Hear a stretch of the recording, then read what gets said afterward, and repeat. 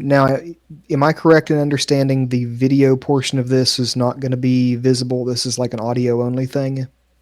No.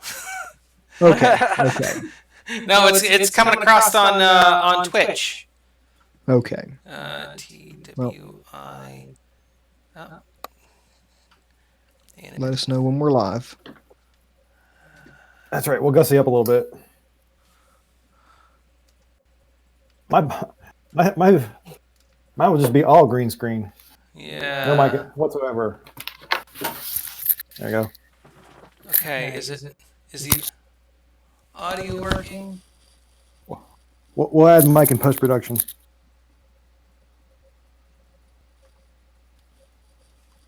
Can't tell if the audio is working on.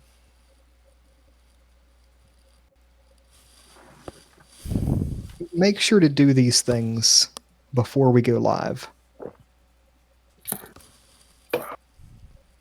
Huh. Hold on.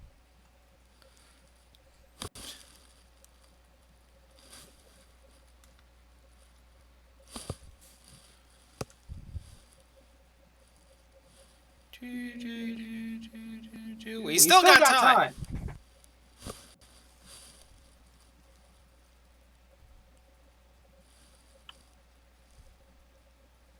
Oh, we're live now. Okay.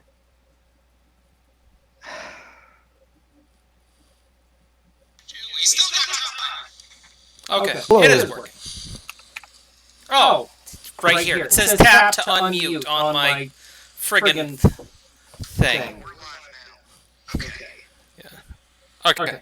I'm done there. Okay. All right. Still got a few minutes left. Nobody's on, so it doesn't really matter. Nobody's watching, so. But I mean, I did put out that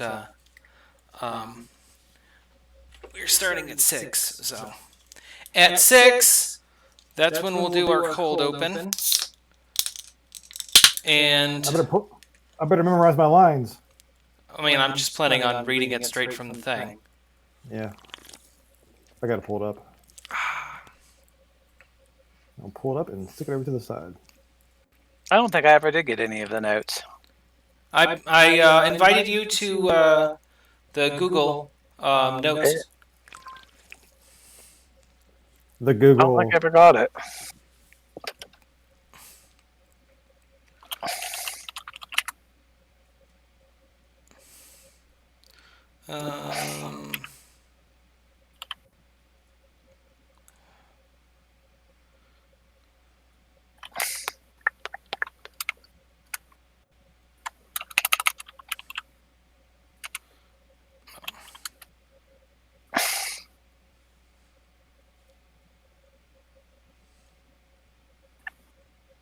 Okay, on Twitch, it's saying that the stream ended.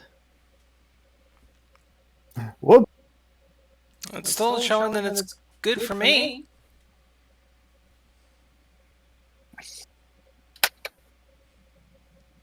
Copy.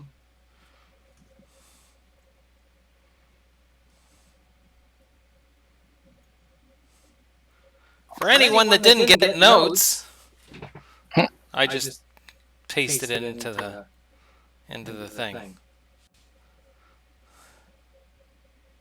Oh, did Alex? Did you have a chance to listen to the music that I prepared for this? No, but I'll be excited to hear it. Okay. All right. What did you post? You said you posted the notes somewhere. Oh, I just sent the notes to Facebook Messenger. Ah. I just copied and pasted it. Okay. All right. I'm gonna fade to black. Alex, when you start hearing the music, that's when your narrator voice starts. And then Mike will wait about 5 seconds, and then. Oh well, I've got the first line, so I'll do you it. start anyways. Yeah, okay. Well, Alex will do it first. So Alex, just wait a few seconds after you hear the music, and then you can go.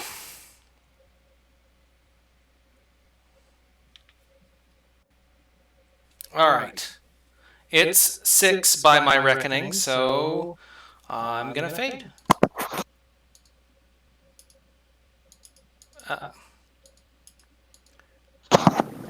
What the heck? Is that my cue? No. That's not in the script. Supposed to fade to... There we go. Now hopefully we can get it back. All right.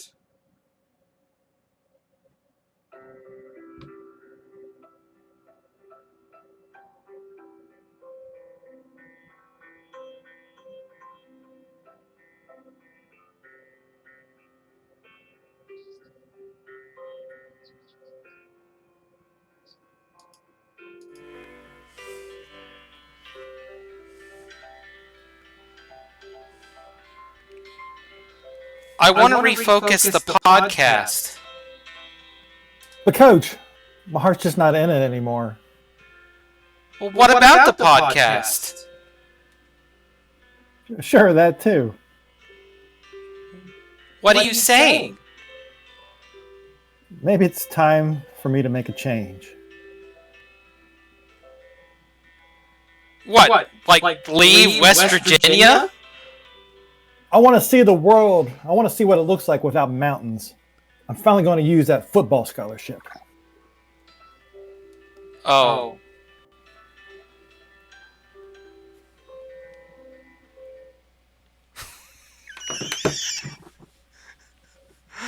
Oh, gosh. You guys are goofy. Yeah, we are.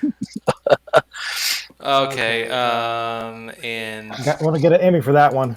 No, we're not. Emmy for best live stream performance. Okay, and cueing the music.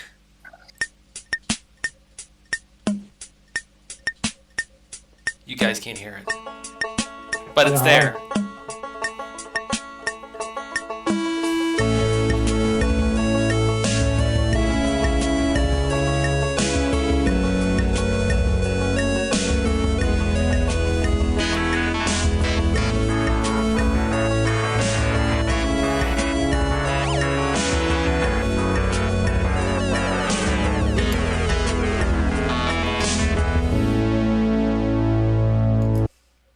Oh, well, I should have just, started talking instead of cut out the music. Thank you. Thank you for listening to RGCWV, Random Geek Culture in West Virginia. I am your host, Luke Hersey. With me tonight is Mike Mallow. Well, hello. Alex McLean. Hey, folks. And Greg Phillips. Hello. How are you guys doing tonight? Pretty good. I'm hungry. Oh, yeah, that's because you haven't had dinner yet because you're living in another time zone now. It's not quite dinner yet, but it will be by the time we get done. Right. I'm going to shank somebody for a biscuit. So you're living in Missouri? Missouri? Rural Minnesota. Minnesota. You didn't know what state I moved to. It's over. It's midway. It's before the mountains. I just remember that. Before the mountains and after the river. Right. It's up a ways. That's the directions to get there. Yeah. Exactly. Yeah. Have you listened to The Stand or watched the series that's on CBS that I hear is not very good, actually? Oh. I haven't started it yet. Yeah, I mean, I loved the original, but I want to see it. It's just I'm not all that interested in CBS All Access. So That's my problem. yeah, right. There's just so many darn streaming services nowadays. It's hard to keep up with all of them. Well, that's And kind of like the one for Trekkies, and I'm not that. right. Star Trek Discovery is awesome, but Yes, it we is. shouldn't get off topic. That's true. So what is our topic tonight? Let's see. Okay, so before we get any farther, I do want to talk about how we are reformatting the podcast. Basically, what we're going to do going forward is rather than doing week to week or trying to keep up with that and then failing, we're going to do a month retrospective. It'll be a retrospective of the previous month, and last month was December, so Christmas time, and there was some things to talk about in the world of geekdom. So, first thing I wanted to talk about, and I know all of you guys have a lot to say about this topic, but so obviously not last month, but the month before was the launch of the PS5.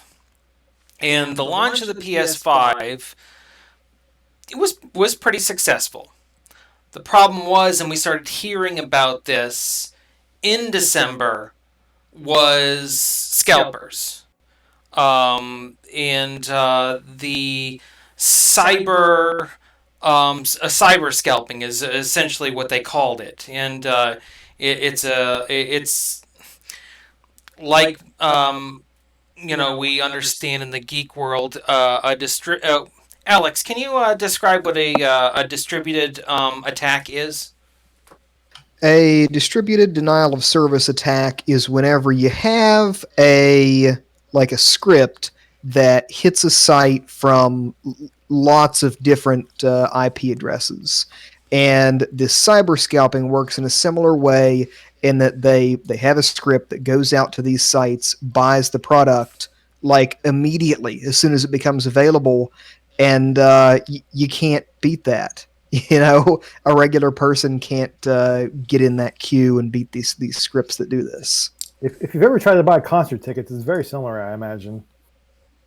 Yeah, that's a great example. So, these scripts, yeah, they work in essentially the same way, and it made it impossible for Sony to sell something that they'd worked so hard to create. And they were battling Xbox as well, and Xbox had their own problems as well with cyber scalpers, but it really hit hard on the PlayStation, and I think it really had to come down to marketing with what was really appealing to people. People were more driven to the PlayStation, especially because Xbox had announced that there wasn't going to be any exclusives for at least the first year, where Sony had some exclusives that were coming, and there was a few games that was immediately benefiting from the new hardware. For one thing, the new Miles Morales game, which I just finished on PlayStation 4, and it's fantastic, but I can only imagine how great it was on PS5 with ray tracing and everything else. I think they even put out a patch where it was 60 frames and ray tracing or something. Yeah, it made it impossible for almost anybody to buy one that wanted one that didn't already have a pre-order. Now I know Greg, you got yourself a PlayStation 5, correct? Yes. And what games are you playing on it right now? Oh goodness, I bought too many. I have too many I'm playing. I've got Demon Souls. I've got both of the Spider-Mans. I've got Assassin's Creed Valhalla, Call of Duty, Cold War. One I'm forgetting the name of. And how are you enjoying the console? Not the games themselves, but just the console. To be honest, I'm underwhelmed at the moment. And I think it's because we haven't seen anything that will use its potential to make it stand miles ahead of the last generation. It looks better, yes, but I haven't been blown away yet. Um, People are also on hype trains making bigger deals out of things than they are, like the controller. They're just swooning for the controller, and it is not as spectacular as they're making it out to be. It's just not.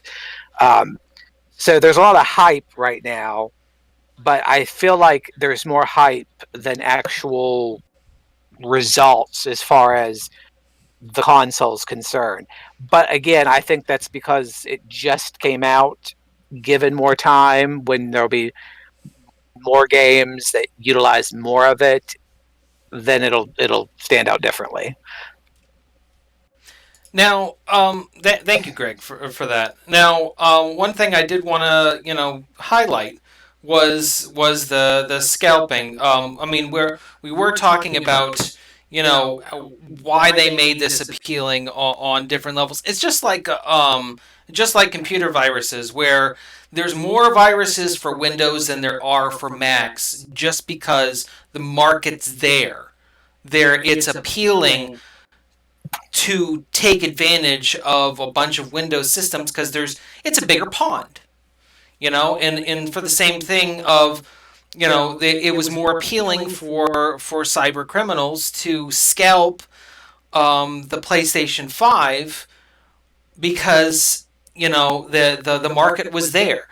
People were willing to pay $1,000, $2,000. I saw $5,000 for a friggin' PlayStation 5, where just like Greg was saying just a second ago, it's not that big of a leap right now. I myself, I didn't even care about it. I mean, I do want one. Don't get me wrong. I want a PlayStation 5, but I don't need one now. I mean, I just finished Miles Morales on PlayStation 4, and I had a fantastic time about it. Quick little review on Miles Morales. As long as all of the previous DLCs put together, but the story is almost as good as the original Spider-Man. I mean, it's shorter, obviously, but it's got a really good, impactful ending. So I really liked it. But neither here nor there. Yeah, there's no game out right now that I just have to have. Right. Whenever Horizon Zero Dawn 2 comes out, then I'm gonna be looking for a PlayStation 5, But they were already talking about it coming out on PlayStation 4. No, I want to play them. I want to play them on the new console. I'm going to agree with that. Second. So, now a lot of people have probably already thought, well, why does Sony really care? Why do they care if these systems are getting scalped when, their systems are selling anyway, so they're getting their money? The problem is that a lot of people don't consider that Sony isn't just a hardware developer. They're an e-commerce model. They are selling a platform that has a store that they want you to buy games on. And the less people that have their system, the less money they make. Because truthfully, the PlayStation 5 they were taking a loss on. Just like with the Xbox, they were taking a loss on. But go ahead. That's common. They want to get the platform out to as many people as they can, so they can sell as many games as they can. That's where the real money is. That's where the real money is. So, and if they're all locked up in a scalper's basement, well, those aren't owned by people, Isn't doesn't Sony own the trade or the patent for Blu-ray anyways? So any disc that's sold too is money in their pocket in both ways. Right, I forgot about that. Mm-hmm. Now, remind me, just a quick segue. Remind me, HD DVD was not owned by Microsoft. I'm not sure. My first instinct is that it was, but I can't remember for sure. I was actually trying to think of that before I made that comment. I think it was because the Xbox ran it. Yeah. And I think that's what their games were until Blu-ray overtook them. Alex, you're already looking it up, aren't you? Yep. Thank you. I thought about doing that, but I was being lazy. Yeah. You can always depend on Alex to do the research. I mean, shoot, as system admins, that's like what? What would you say, Alex? 80% of our job? Yeah, looking stuff up. Yeah. So I anyway. mean, they got into a pretty good war back in the early 2000s. Oh yeah. Oh yeah, I mean the only reason that I mean in my opinion, the only reason that the Blu-ray won over HD DVD wasn't because of size or throughput or anything. It was because they made it so that there was a promotion where if you bought a PlayStation, what was it, 3? I think it was a 3 that you got 3 Blu-ray DVD or Blu-rays with it, bundled with it. You got them for free. My friend Matt was working at Walmart when they were doing that promotion, and they weren't selling a whole lot of PlayStations, and then they came out with that promotion, and it pretty much just sold both of their markets at once. It was like one of the best business decisions they ever made, and it solidified them into the finishing out the PlayStation 3 generation and carried them into the 4. But Looking here, HD DVD patented by Toshiba. okay, Uh, all right. I guess Microsoft adopted it for the Xbox platform, though.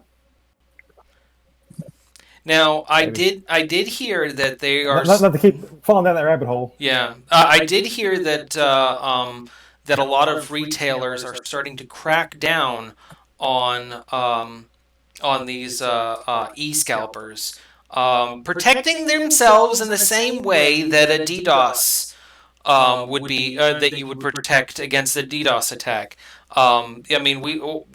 I mean, in the IT world, we've seen these things happen 100 times, and it just took something as big as this to really wake up these retailers.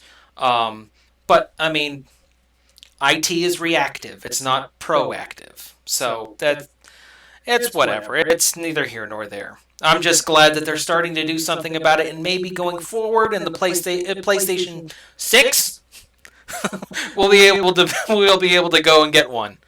Hopefully, we won't have to, or we'll actually be able to go to the store though, because man, wasn't 2020 just compacting everything, even as far as just like going to buy a friggin' PlayStation 5?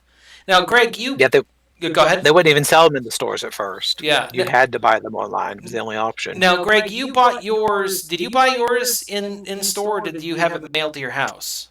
I had it mailed to the house. I actually landed it the first day it went live, but I had to fight on multiple websites to get it, and just went with whatever website went through first. Same thing with my Xbox. I got it the day it landed, but I had to fight with multiple websites till one went through. And it just so happened that I was in a position where I was sitting in an archive room, and I could sit there and keep tabs on my phone while I worked, or I wouldn't have been able to do it. But that's fine. Yeah, I had to fight with multiple websites, just keep refreshing them till one of them went through. Now, my buddy Josh, he actually did go into the store. When GameStop opened it up at a couple locations, he went to go get one, and the day that it launched, he just went to the store, picked it up. They brought it to his car. He's just called them up. Hey, I'm here. So that's pretty cool. You know, that some people that wanted it did get it. And I hope that these problems won't be something that happens in the future. So next topic. We've all heard about the big story in gaming news, but I'd like to preface the big debacle in gaming news with something else. This summer, a fantastic game came out. Out of left field. Nobody knew how big it was going to be. I'm talking, of course, about Ghost of Tsushima. That game, me and Alex talk a lot about S-rank things. You know, there's B and A rank. There's games that fail, and even not even just games, but media pieces. This game is S rank. It transcends someone who doesn't normally play video games. If they were like, hey, I've got a PlayStation 4 or I got a PlayStation 5 and I'm looking for an adventure game, what should I play? That would be my first suggestion every time. Now, Horizon Zero Dawn's great, but it's not for everybody. Yeah. I would put that in A rank. I'm sorry, Mike. I'm sorry. I would A rank, to clarify, means like great. really, really like fantastic. 100% great. S rank is like 110% great. Right. And that's where I would put Ghost of Tsushima. And Ghost of Tsushima, even though they didn't win anything at the Game Awards, they still won People's Choice. And I really like that they won People's Choice, because that just shows me that I'm not alone in loving this game, but I'm also that the developer is told that we as gamers loved this game. Fast forward to December, when the Game Awards were, another game came out. Actually, it came out in the end of November, but the debacle, the controversy really started hitting in December, and that was, of course, Cyberpunk. I myself got Cyberpunk for PlayStation 4. I played all the way through the main story on my PlayStation 4. I got done, and I realized that they will never fix that game for PlayStation 4. No matter how much they complain and say that they're going to have it ready for the old systems, it's terrible. It's terrible on PlayStation 4. Yes, I played it. I came to the realization with this game and with Fallout 76 that I like bad games. To be fair, they fixed Fallout 76. To be fair. No, okay. Letterkenny reference. That there is a lot of potential in Cyberpunk, but the developer has really, really dropped the ball on this. Now, Greg, you have it on PlayStation 5. What's your experience been? Not good. It doesn't run. It has a lot of problems on PlayStation 5. It's very prone to crashing. There are certain things, if you do them, it'll crash every time, like photo mode. About every time I do photo mode, it crashes. Photo mode? It crashes. It crashes a lot outdoors. Not as much indoors, but you'll just be driving around town and it's gone. And it's pretty sad. And that's after you turn off a lot of the settings, because people learn that it runs better on PlayStation 5 if you turn down all the settings, which you shouldn't have to because it's a PlayStation 5, but it does run better if you do.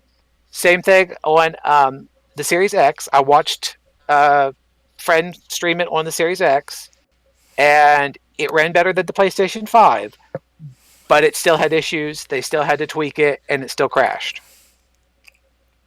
And it really shouldn't be crashing on the new consoles at all. I don't know what you guys are talking about. I have it on PC, and it runs... I don't have a new video card. Oh, God, I want a video card. But... even on my old video card, it makes 30 frames a second, and I haven't had significant problems.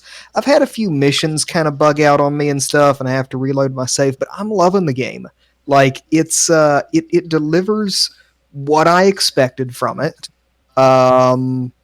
there's some things that I wish it would be that it isn't.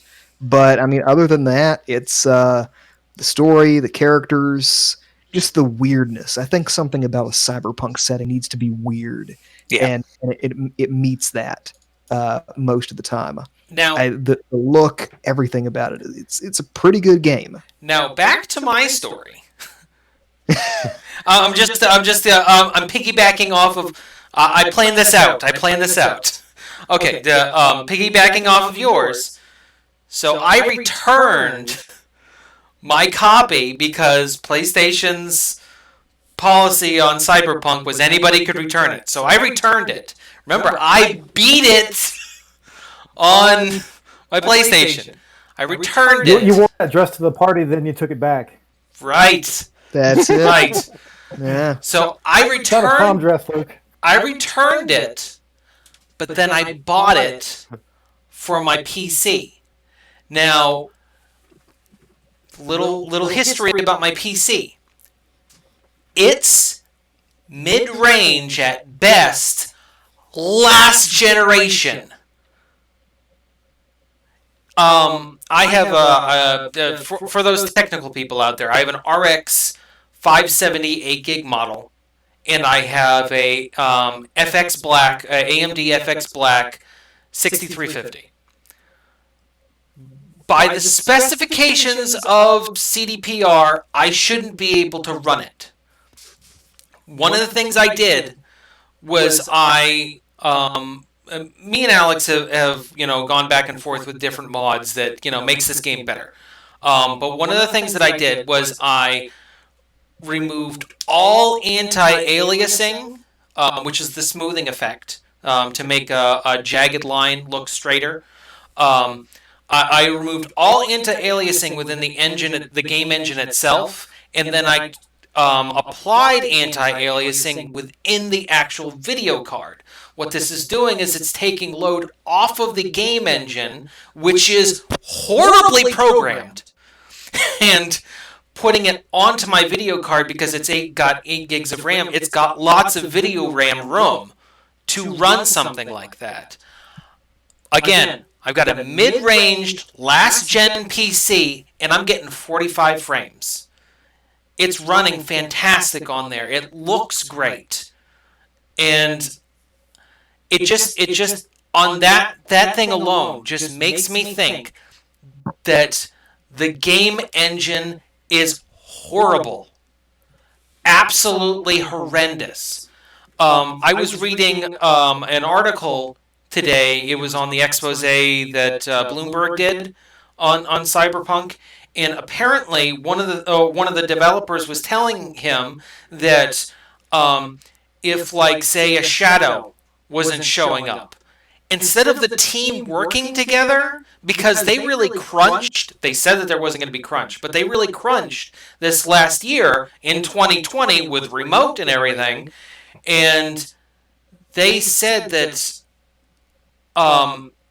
if there was like a shadow that wasn't showing up, rather than hit up the other members of the team because they were busy and they weren't meeting together, they would just create a new API, a new application interface. And that shader technology might have already been in the engine.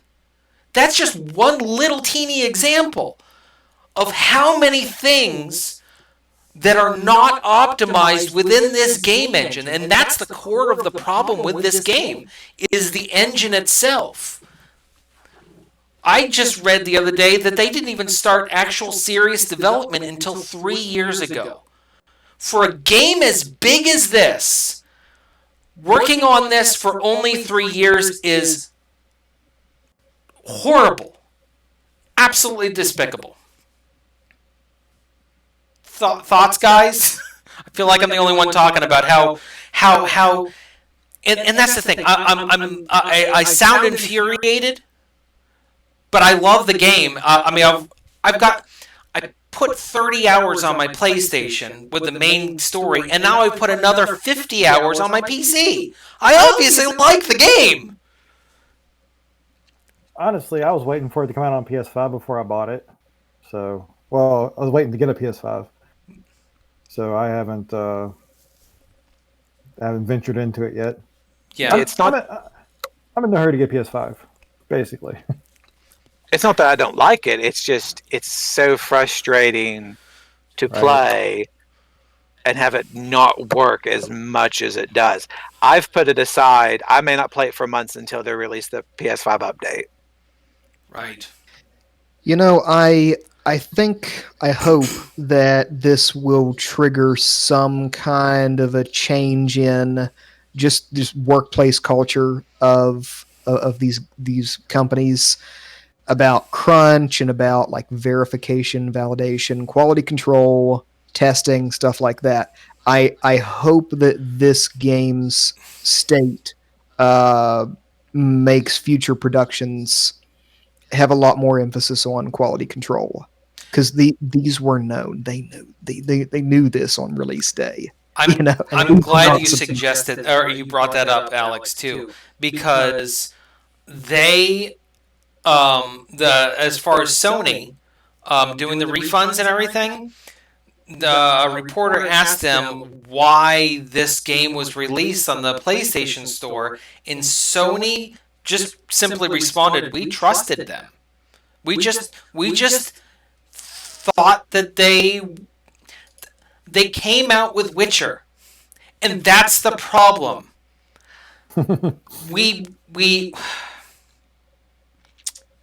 just okay, just like Bethesda, they came out with Fallout 4, they came out with Skyrim. We just trusted them for 76, and it wasn't ready on launch. Just like this one wasn't. Just like Anthem wasn't, Greg." Yeah.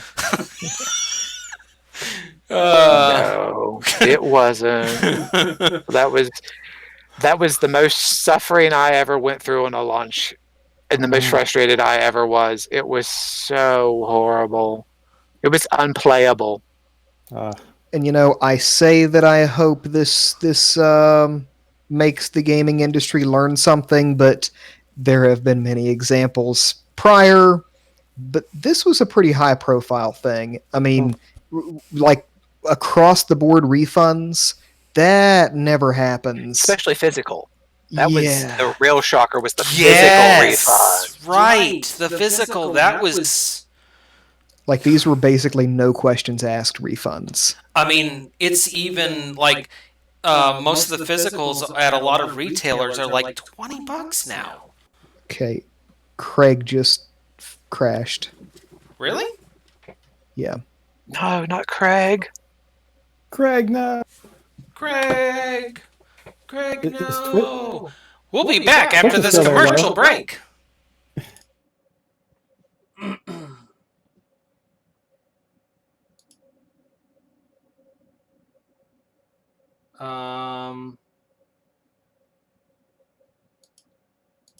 Hold on.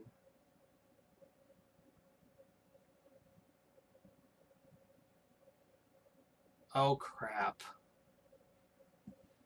The Twitch audio wasn't... Oh, my gosh. It's fine. It's fine.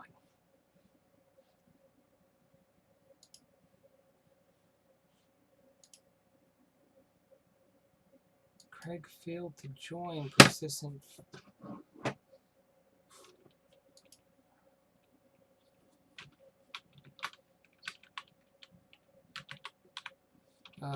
all of them. Craig.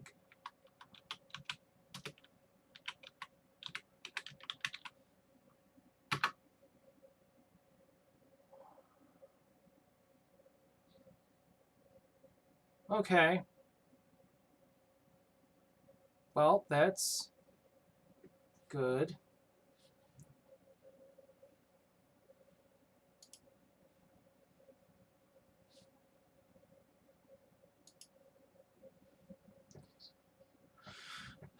Yeah, I think we're good. Say something? Hey guys. Okay. Oh my goodness.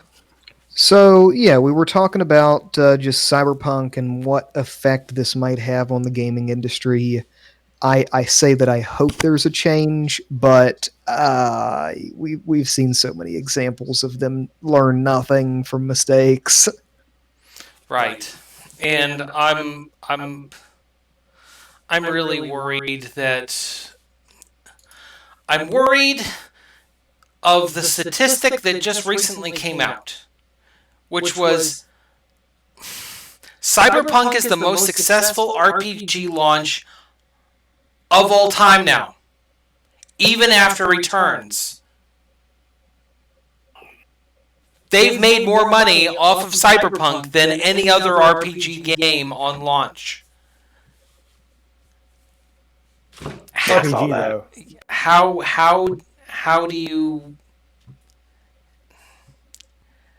do you even?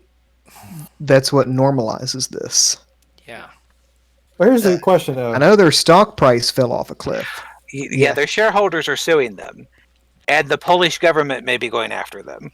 Wow. Yeah, there's yeah, I heard I about would that too. almost consider, if it wasn't a foreign stock, I'd consider putting a limit order in or something like that, because like it's CD Projekt Red, they'll come back. Yeah. So the concern that I have is, we've had a lot of A+ games do this to us recently. And, the industry is a lot bigger than it used to be, but also, the Atari died with ET. So this has been a historic issue, I guess. And it wasn't just ET. A lot of Atari games were bad by 1981 standards, bad. Right. But what's it going to take for the industry to end up back in that territory where it's falling because people are making bad stuff? Well, the thing we have to consider though is we're only talking about one subset of the industry, because just look at Nintendo. Nintendo's market is growing. It's one of the largest companies now. In fact, it outsold Xbox and PlayStation for new hardware in the month after the PlayStation and Xbox launched. Mm-hmm. That's a huge statistic. So what I'm trying to say is maybe we shouldn't be looking at this as the gaming industry is failing altogether. It's that the gaming industry is starting to have, actual hard discernible subsets. Just like with action movies in the 80s and 90s. They took a big fall in the late 90s because everybody was just tired of them. And then now comedy movies. There's not as many comedy movies as there was in the early 2000s. And I think what I'm trying to say is that there's certain parts of the gaming industry that are failing, but will have a reinvigorated.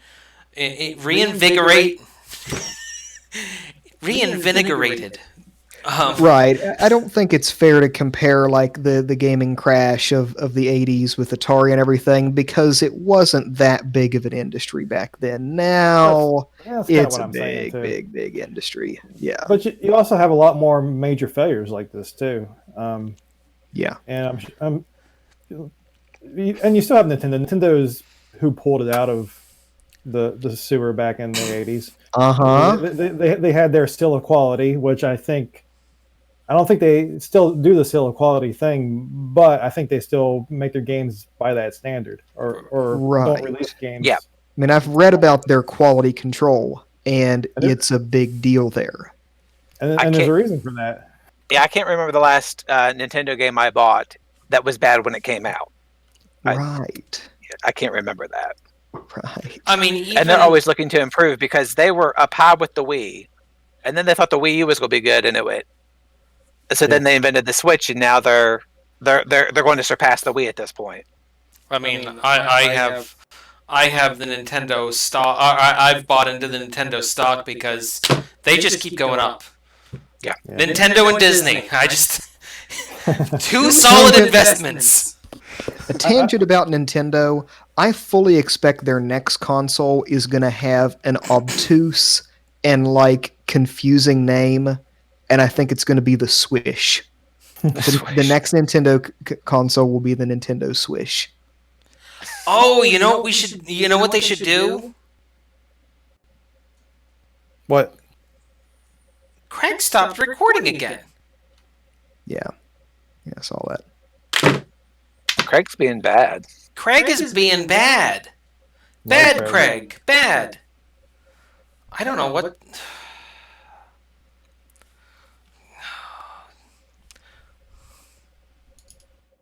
Hold on. Yeah, I just blacked it out though real quick. It says that Craig's still recording.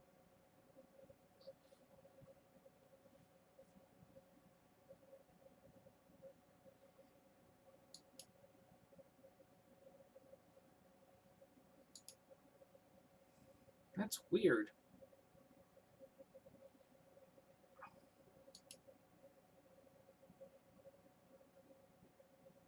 Yeah. Is there one person watching it? Oh, well, I am too. So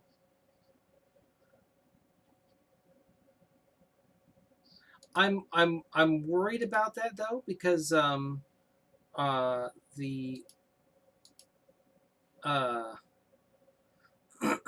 I don't know how long the audio had been working on for you guys. I think I was working, but I don't know if you guys were working. And we're back. Okay. This is a new thing. This is a new thing, God. All right. But yeah, the point I was making was that Nintendo's source of their success, I believe, is quality control, and these other companies that are having big problems stems from a lack of quality control. But like Cyberpunk. As Luke was saying, Cyberpunk was not a financial failure. So what really is the consequence of poor quality control? As long as they're in the black, I don't know if they'll stop doing it. But that's the thing. Are they still going to be in the black if they end up with all these legal issues? Because yes, they had big profits, but if they're going to lose those profits with legality, then it's not a business success. Well, no, another way they could look at it was if they had done it right and there had been all those refunds, how much more money would they have made? Because there was a lot of refunds. A lot of refunds. True. I was one of them. Yeah. Of course, I bought it. I bought it on another platform. Because that's the thing. The bones are there in the game. It's just, you know, it's. Yeah. They may fix it eventually. It may take them a while. Other games that have started out really bad, some of them are good now, but it took months to a year before there was really good success. No Man's Sky. It's awesome now. Yeah, it's great. I have the PS5 update for it. Oh, I love it. It's fantastic. I haven't played it since its first year. Yeah, no, I played it here in like February, and I liked it. I put like 30 hours. Fantastic. So I remember when it wasn't fantastic. I've always liked it, to be honest. So now that we've talked about Cyberpunk, I think we've gone as far as we can with that. So let's move on to our last topic for the night, and that's Universal Studios' decision to release every single movie slated for 2021 on HBOMax. Was it Universal or Warner Brothers? Warner Brothers. Was it? It's Warner Brothers. Okay. Because Warner Brothers owns HBO. I thought it was Universal as well. I don't know if Universal did or not. I know Warner Brothers is. Okay. Well, Although they had to rework some of that policy with some of their partners, like for King Kong Godzilla, because their partners got mad at them over it. right. That makes sense. That's probably Universal, I think. I don't know. So I don't know what to think about this. I mean, there is. I mean, I fear that this is going to hurt theaters. That theaters are going to close from this. However, there is another point that a lot of people might be missing from it. That Chris Stuckman brought up on his YouTube series. Fantastic reviewer. If you haven't seen any Chris Stuckman stuff, he's really good. He reviews movies from a film production standpoint. Very very good guy. Anyway, his point was, I love this is him, and I'm paraphrasing. I love the movie theater experience, and when I have Joe Schmo over here on his phone the whole time, and I have a kid screaming in my ear on the other side, how much am I actually enjoying that theater experience? If they're going to do the same movie at home streaming, where Joe Schmo can, have it playing on in the background while he's scrolling around on his phone, and the kid is screaming back at the house watching Disney movies while his parents are actually watching the movie, then what's the harm to him? And I get his point that moviegoers, actual people that want to see these movies in the theater, that they might benefit from this. But the problem is how many of these theaters are actually going to stay open? So short. Go ahead. Short answer: a lot of them have already closed. I'm not sure if you're aware. Quick sidebar: the theater in Harrisonburg closed. Regal. I heard about that. Yeah, they couldn't pay the lease anymore, so the building owners just dropped them entirely. And the theater where I live now was closed when we moved here, and is for sale. To the point where I'm considering buying it in the future, because I think things will bounce back eventually. It may be a hybrid market in 2 years or so, and honestly, it probably needed to be a hybrid market. There's too many forces working to keep theaters open when they probably didn't deserve it that much. Now, that theater out there in Minnesota. Okay, I was making sure I still had it right. That Montana. No. Misery. Out in Minnesota. That one, does it have a retractable screen so that it could do live performances? It actually has a stage in front of the screen. The screen itself doesn't retract, but it appears there's a stage in front of it for live performances, should they wish to do that instead of movies. That said, you can't have a lot of people in a room together, which is the bigger issue of everything right now. Yeah. But still, I do think for a long time now, if movies hadn't been committed to like a delay for the home release, like that would already, for years now, that would kill movie theaters. That would severely reduce their attendance if the movie came out on home and in the theater on the same day. That's why they didn't do it. That's why there was a delay to get people to go to the movie theater. Right, and there's no reason to change it, but now there's a reason, and people have seen that it's better this way for the most part. And I think once things bounce back, they won't come back to where they were, but I think they'll find reasons for them to get butts in seats again. Right. I think the point that Luke was trying to make was that, like, maybe going forward when the theater opens back up, people were gonna think, you know what, screw the theater. Like, I kind of hated going there anyway. I like staying home watching movies anyway. And there'll be a lot of people like that, and and that'll help with the quality of the movie too, because there's certain movies where I'd be like, I want to see it, but I don't want to go to the theater to see it, and that doesn't push me towards going to the theater. If I don't want to see it in the theater, I won't see it in the theater. Yeah, and I mean, my standpoint has always been: am I going to feel am I going to feel like I missed something if I didn't see it in the theater? Perfect example is Blade Runner 2049. Phenomenal movie in the theater. Phenomenal movie. Just the sounds and the big screen and it's big, and it was fantastic. I mean, I'm a big Blade Runner fan, so I mean, one of my great regrets is not seeing Avatar in 3D in the theater. I watched it at home, and everybody that went said like it was an amazing theater experience. I thought it was a really mediocre movie. That and Gravity both were movies that had to be seen in a theater. Yep. Like, cause I've seen them elsewhere, and like somebody bought me Avatar for Christmas after it came out, and to this day it's still in its wrapping.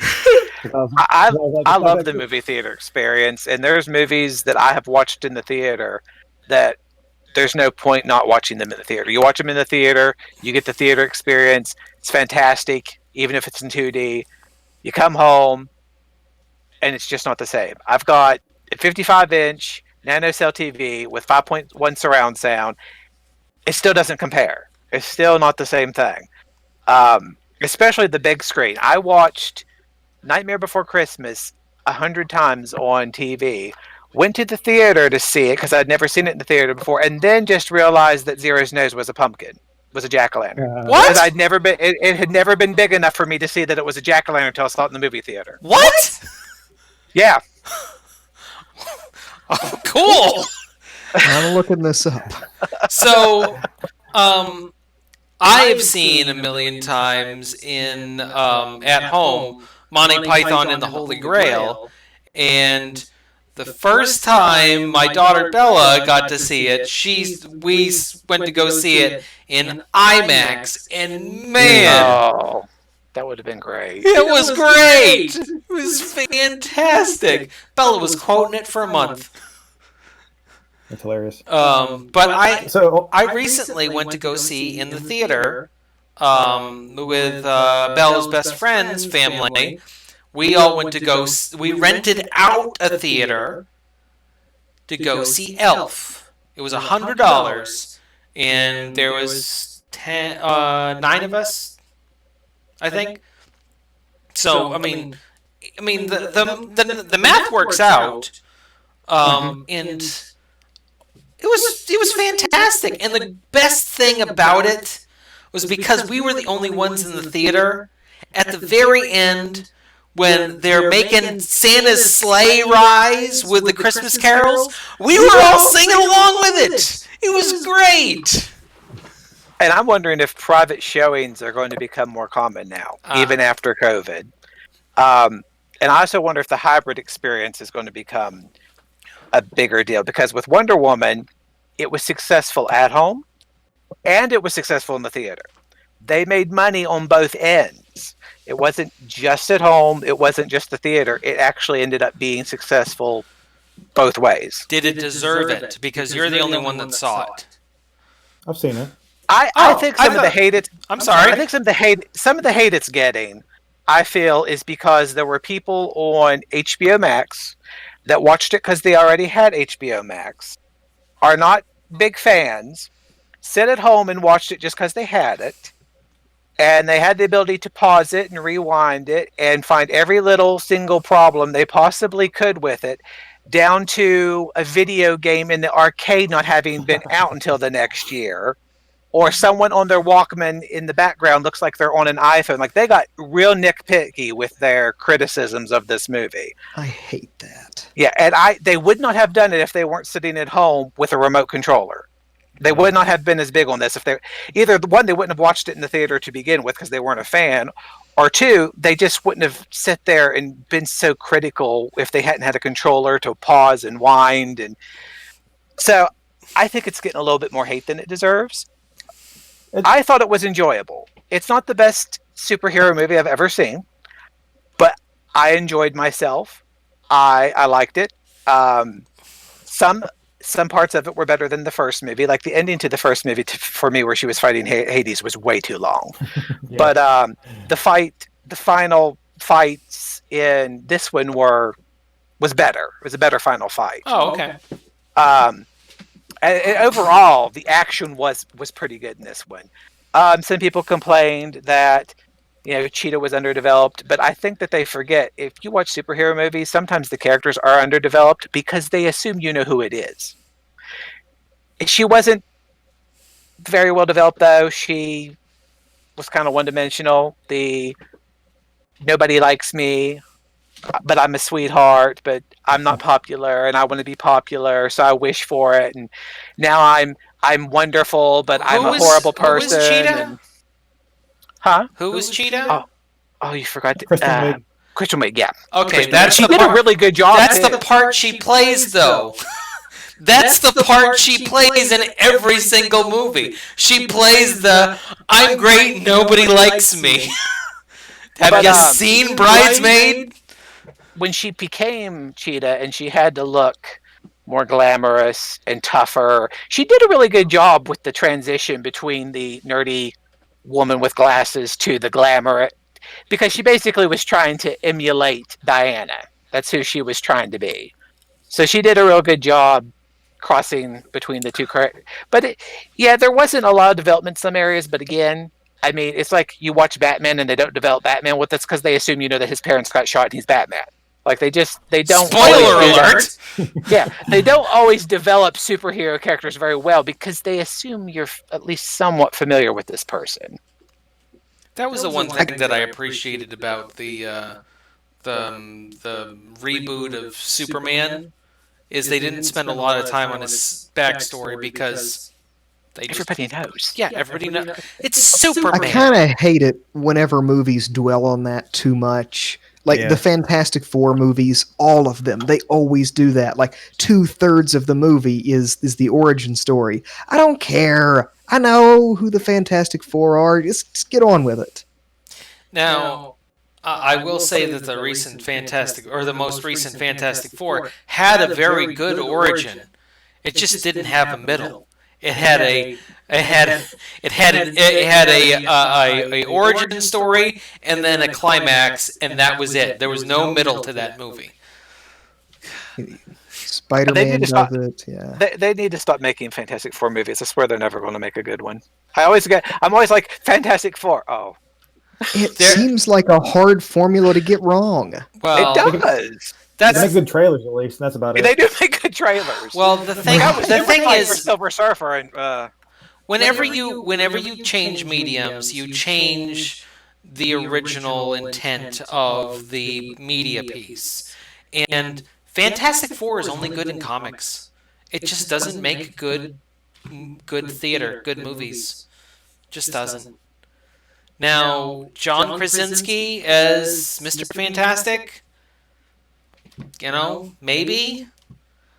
And who's his wife that they're talking about having as his wife in real life? John Krasinski's wife in real life. She was in Scario. I can't think of her name either. She was in Day After Tomorrow. Yes. But I cannot think of her name right now. But anyway, what were you going to say about her? Oh well, they're talking about making a Fantastic Four movie with John Krasinski and his wife, and then I don't think the other two characters they have really pegged down yet.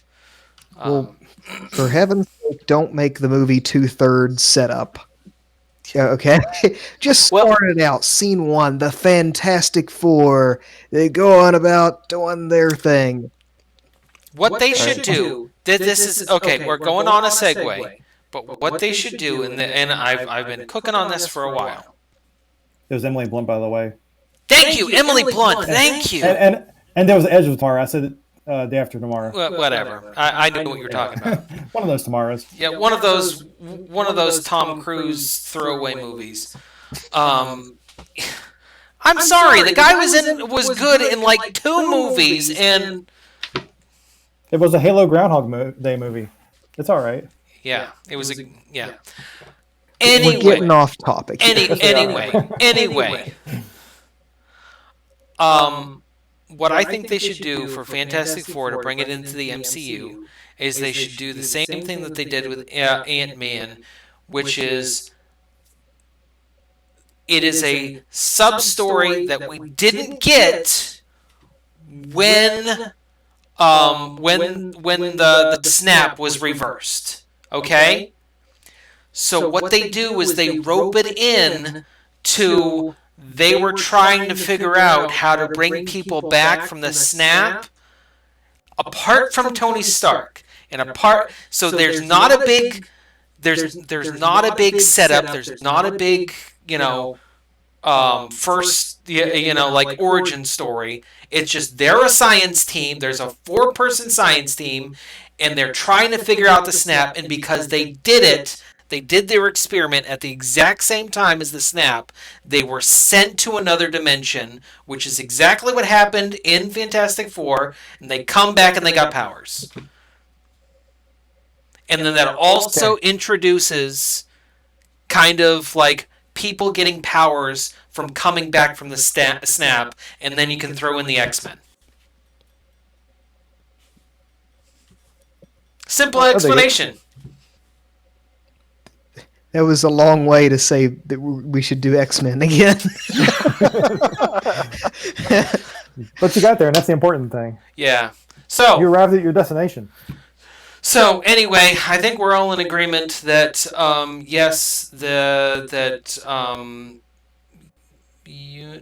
Warner Brothers putting all their stuff on HBOMax is going to hurt theaters, but theaters need to adjust anyway. Exactly. We knew at the beginning of the pandemic that like a lot of businesses, we're going to lose a lot of businesses. We already have. The Black Bear in Morgantown. A tragedy. But, we knew this from the start. On the other hand, like, I'm sure the scribe hated the printing press. That some things get outmoded by newer technologies or Kodak changed in format, and things change, and that's just the nature of the world. Yeah, exactly. Yeah, I want to see how King Kong and Godzilla do, because that's going to be another hybrid. That's going to be another theater and home release at the same time. So I'm waiting to see how that one Matrix 4 pulls it off. Matrix 4, which I really hope I get to see in the theater. Dune. Oh my God! I really hope that I can go see that in the theater. I mean, shoot, I was even looking at renting out a theater for Dune. I remember. Yeah, all you guys got invites. Maybe you still can when it comes out. I was actually talking with Regal Cinema, events coordinators, about that. So, but get your Doom on. Yeah. Well, by the time it comes out, they may be desperate to rent you a theater. Get it for cheap then. Dune is one of my favorite. Like, there was Lord of the Rings and there was Dune. Back in my high school, those were the 2 sci-fi things that I was really like, yeah. And things. Yeah, but anyway, I think we've got touched on our topics, and with the new format, we're going to do geek outs like we're doing the before in the previous season and seasons before, but we're going to do them at the end because we want to give you guys what you came for when you start. So, who's gonna start? Mike, you said you already had one. Yeah, I got one. Okay. And it kind of segues well because it's about HBO Max. Oh, okay. So I got HBO Max. Of course, we talked about Wonder Woman and all that. But I had been criminally behind on watching any Studio Ghibli movies ever. And HBO Max has not. I don't think they have the whole library, but they got Miyazaki's greatest hits. So like Princess Mononoke and Yep. Howl's Moving Castle. Yeah, Spirited Away, Oh. My Neighbor Totoro. We and I've been basically every Saturday I've been watching one with my daughter, and I do appreciate them. Which one is Hazel's favorite? I actually think she liked Princess Mononoke the best. That one's fantastic. That is my favorite. It was a little more violent than the other ones, but she was down for it. The other she really liked Totoro. She really liked. That was the other one. Spirited Away is Bella's favorite, but I think it might be because that was her first anime movie in the theater. She saw the one thing I thought was interesting, and me and Hazel both made two observations watching Princess Mononoke. Her first thing she said it was a lot like Breath of the Wild, which in doing research later on, like some of the art early on was kind of like that. And I actually read a thing like that night that was like, yeah, they took some of their inspirations from that movie. And the thing that I noticed was I got to a point where I was like, well, this seems very similar to the plot of the Ahsoka episode of The Mandalorian, where she's trying to get into the fortress. Okay. And, I did some reading on that later, and it turns out that Princess Mononoke was Dave Filoni's inspiration for Ahsoka. Wow. And if you look, that's cool. And the markings on their faces are very similar too. So I thought that was a neat little thing. That I never knew that. That is neat. Yep. So there's a fun little nugget of trivia for you. All right, Greg, you got one? Well, I have so much right now because I'm playing so many games, but I would have to say one of the things that I'm really enjoying the most right now is Xbox Game Pass Ultimate. I get hundreds of games, including brand new releases for next gen when they come out on the Xbox. I get PC games to play. I get free games to keep. It comes with Xbox Gold, so I can play online. And it has xCloud, which right now is on phones, but is and tablets, but is going to spread to more devices. I actually have an Xbox controller that I can mount my phone to. The first game I played was Halo, and it syncs with the console. So where I stopped playing the game on console and paused it on the console, I get on my phone. That's where I start playing. Where I stop playing on the phone, I go back to the console. That's where I start playing. That's really cool. Oh, I love it. Yeah. Switch. Yeah, and you can right now you can get it on the cards on sale. I've already bought multiple months because you can get the cards on sale to where you're paying less than $15 a month for it. And you're getting discounts, you're getting Xbox Go Live, which you're getting those discounts and those free games that come with that. You're getting hundreds of Xbox games to play, including next gen ones.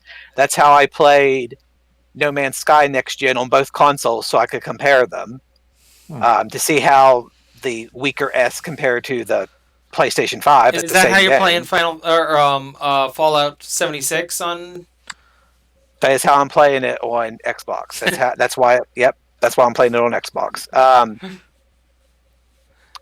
So you have it on 3 platforms now. And ESO. Nice. I have ESO on 3 platforms too. That's funny. But the Xbox Series S runs 76 better than the PlayStation 5 does. But I think that's something with the PlayStation, because the PlayStation 4 had the same issues that the PlayStation 5's having with the game. It's probably running in emulated mode, like a lot of the games. But that's the other thing about Xbox Game Pass. If you do like older games, they don't just have the next gen and the last gen games. It goes all the way back to the 360. There may be some Xbox One games on there, but I know it goes on because you can play New Vegas on it. Because that's a lot of people's favorite Fallout. Yeah. You can play that on the Game Pass. It's on there, and it's actually like the first Fallout.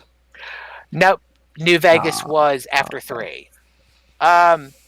And you can go all the way back to you can go all the way back to Xbox One because you can play Morrowind. Okay. But one thing that they've done, and I think this may be how they're getting some of these people on board to put their games on there, is I've played games on Xbox Game Pass. The game goes on sale. I buy the game because I've already played it. I wouldn't have bought the game if I hadn't already played it, because I wouldn't have known that I liked it. I'd had no reason to know that I wanted it. The other big one is they scooped up EA Play. You get EA Play with it too. I heard about that. Yeah, so you get Dragon Age, Mass Effect, Jedi Fallen Order. You get all that too. And then you consider how much EA Play costs by itself, how much Xbox Gold Live costs by itself, how much other gaming streaming services cost by themselves, and you're getting everything for $15 a month.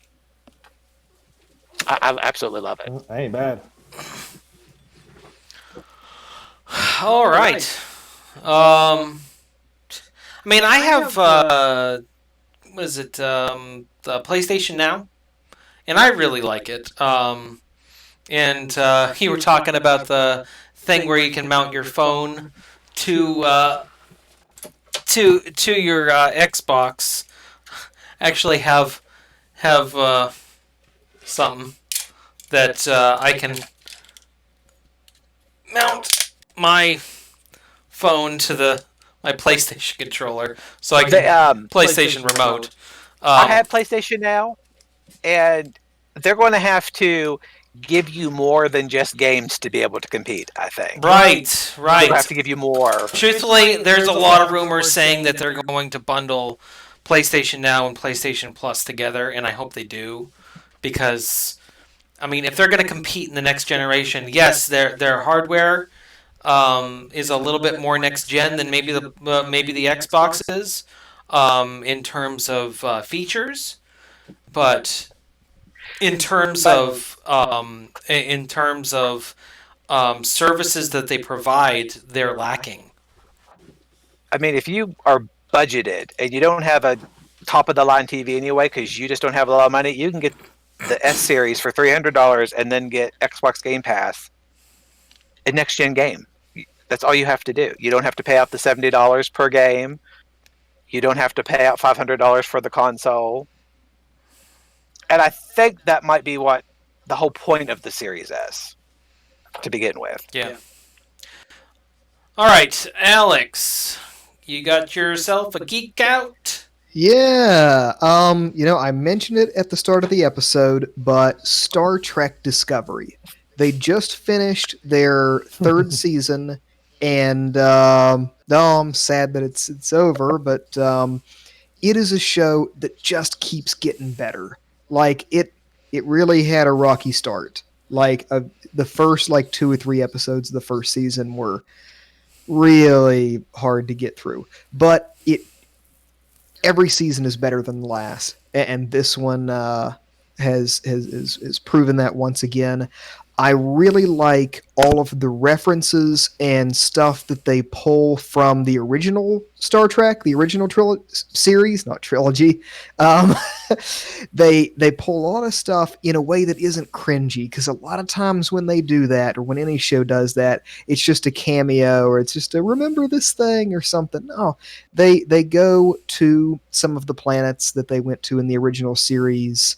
The characters portrayed by a different actor show up in an important way that isn't just a cameo. A lot of the events that took place are referenced in the show, so I really like the call outs to the original show. I like everything about it. It rocks. It does.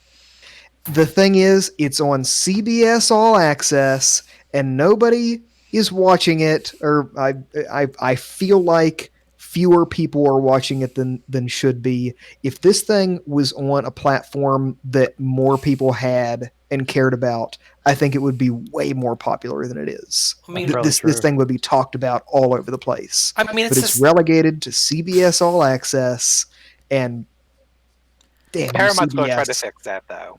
I hope so. What I don't understand is like CBS especially, but some of the other ones as well, some of the other networks, they're exclusively launching these things on their streaming services to try to drum up business for their streaming service. And like I understand why they're doing it, but when I can't watch The Stand and I have CBS on cable, why aren't they releasing it on cable too? That I don't understand. CSIs on there. Huh? They're gonna put all the CSIs on there, I assume. I don't understand it. Like, well, because they want you to stream even if it's temporary. Like, I'll get it long enough to watch Star Trek and turn it back off. But they still made money. But since they released Star Trek Weekly, they still made like 3 months of sub off of me. Right. So they still got money off of me. But same with me and Disney Plus. Mandalorian's over, but then they're releasing like a dozen different Star Wars shows. Well, WandaVision's pretty good too. So. Yeah, WandaVision's not bad. I watched the first 2 episodes. Still don't know. I still don't know. I mean, it's interesting, but I don't know how. I don't know where they're going. I don't know where they're going with it. But I kind of like that. To, though, I don't think. I kind of like that I don't know where they're going with it. But CBS and Paramount are going to try to fix that problem. They are going to get rid of CBS All Access and create Paramount Plus and bring more of Paramount into it, and not just CBS. Yeah, it's not going to be just CBS. They're going to bring more of Paramount into it with CBS, and keep it at the same price. That might work out a lot better. I would love to hear that more people have access to Star Trek Discovery, because it's an awesome show and I love it. It is. If that's Viacom owned, they could probably fold in a lot of Nickelodeon and all that stuff. They are putting Nickelodeon on it because Viacom CBS owns it, and they own other platforms, and they own Paramount. So they're sucking in a lot of Nickelodeon. I think they were getting BET into it. If Comedy Central, they were going to pull in Comedy Central into it. If they're able to do that, then that'll make me really happy, because YouTube TV, Viacom has an agreement with YouTube TV where they have Nickelodeon stuff now, they have BET, they have a lot of those other networks, so CBS All Access stuff might actually filter over to YouTube TV. Because when I say I have cable, I have YouTube TV. I'm probably like the only person that has YouTube TV, but I like how it has unlimited free DVR, and then it has, you can watch your live stuff. So anyway, I guess I'll do my geek out now. I thought you did. No, I didn't. I'm geeking out the whole time. That's true. The whole show. I thought yours was PlayStation Now. No, he was talking about the Xbox thing. So I thought it was a nice segue. No, it wasn't a segue.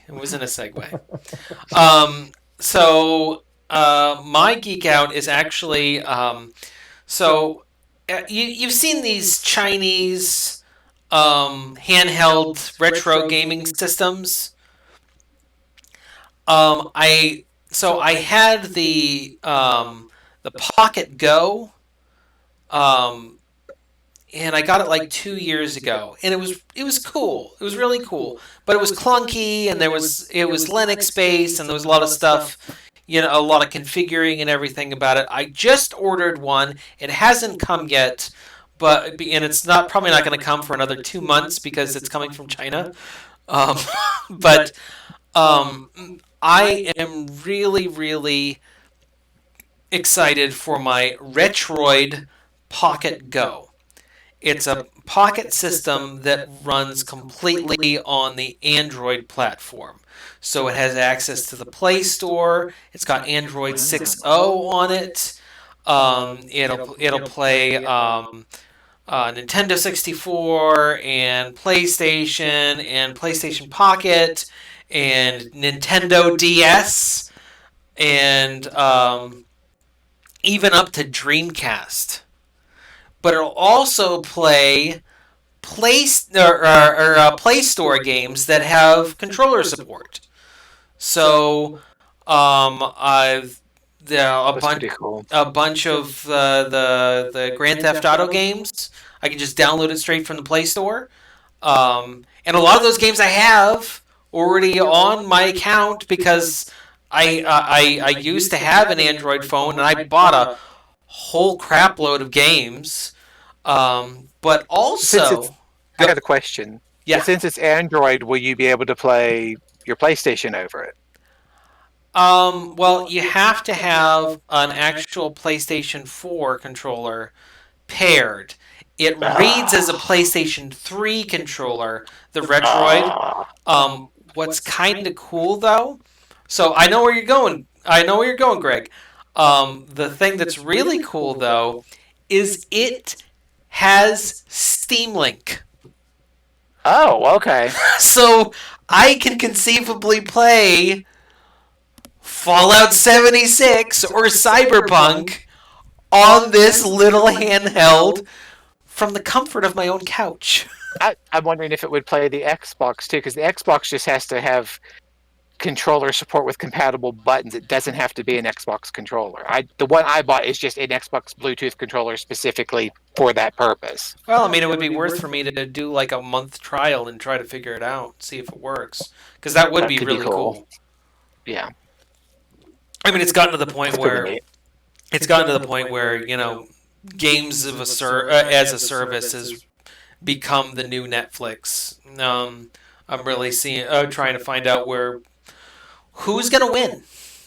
I think it's going to be up in the air. I know Stadia's thrown their hat in the ring.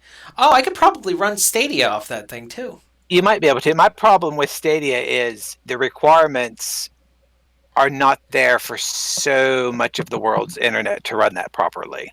Yeah. It takes such a big internet connection to run that properly for some reason.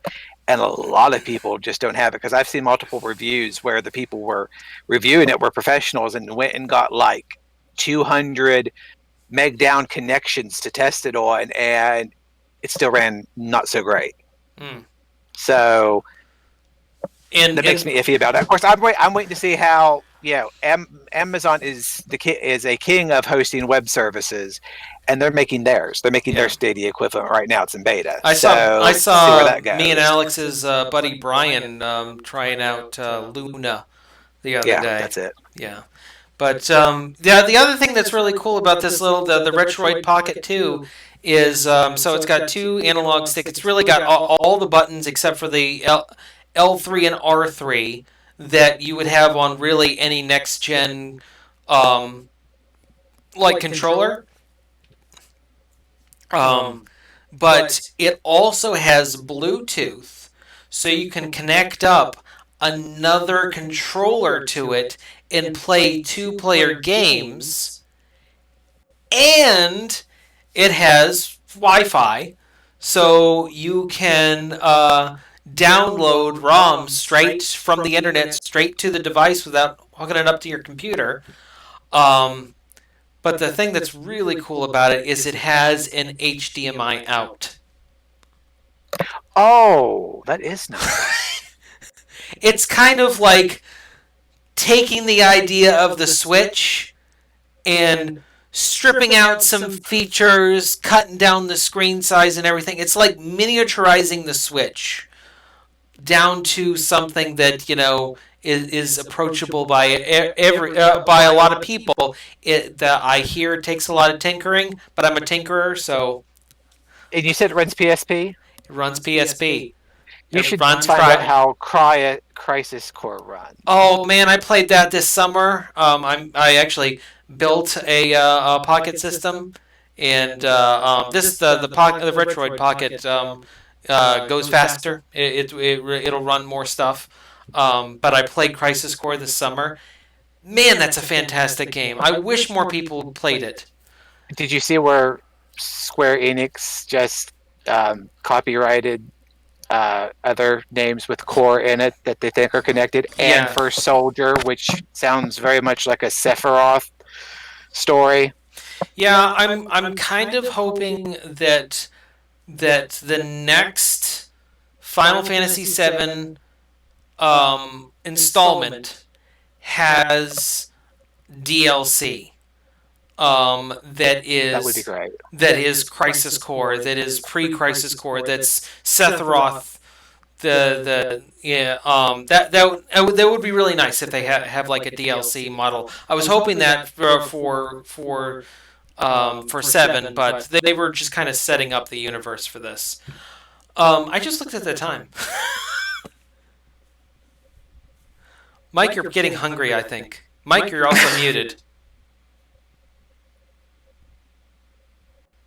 I'm hungry. You're hungry. And I'm the one cooking tonight. Okay. Everybody else is probably hungry too. Yeah.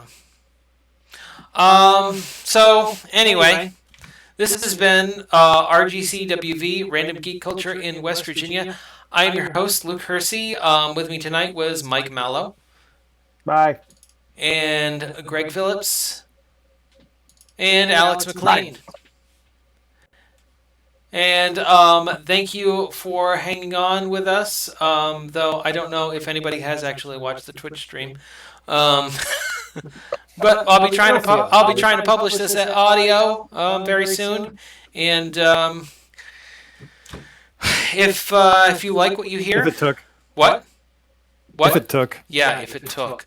Yeah, thank you for hanging on to us with all these technical problems. Hopefully this will go easier next month because we're planning on doing these monthly as a retrospective of what's been happening. And hopefully we'll be a little bit more refined on our system. So anyway, thank you for listening to RGCWV, Random Geek Culture in West Virginia. Welcome to the end. Welcome to the end. All right, we're done. We're out. Welcome to dinner time. All right, Craig, you're allowed to go now. Yeah, I think. Oh yeah, raid night. Oh, they did. I'm sorry.